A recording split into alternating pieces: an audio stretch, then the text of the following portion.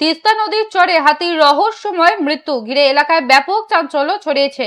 বৃহস্পতিবার দুপুরে জলপাইগুড়ি তিস্তা নদীর চরে স্থানীয় বাসিন্দারা একটি পূর্ণবয়স্ক হাতির মৃতদেহ পড়ে থাকতে দেখেন। এই ঘটনাকে কেন্দ্র করে এলাকায় শোকের ছায়া নেমে এসেছে। স্থানীয় সূত্রে জানা যায়, গত প্রায় এক মাস ধরে তিস্তা নদীর চর ও সংলগ্ন এলাকায় একটি হাতির দল ঘোরাঘুরি করে খাদ্যের সন্ধানে বৃহস্পতিবার দুপুরে হঠাৎই নদীর চরে একটি হাতির নিথর দেহ দেখতে পান স্থানীয়রা।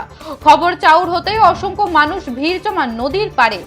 নজর রাখছিলাম জলপাইগুড়ির দিকে। তিস্তার চরে হাতির মৃতদেহ উদ্ধার, চাঞ্চল্য জলপাইগুড়িতে। তিস্তা নদীর চরে হাতির রহস্যময় মৃত্যু ঘিরে এলাকায় ব্যাপক চাঞ্চল্য ছড়িয়েছে।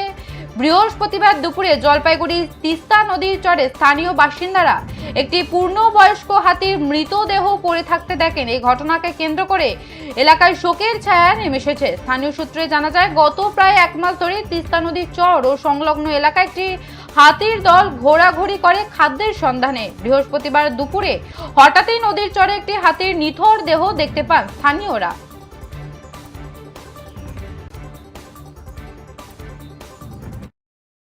আজকে সকালে স্পোর্টের কাছে খবর আসে যে আমাদের বানিয়াপাড়া তিস্তা 4 নম্বর বাদে একটা হাতি মারা গেছে।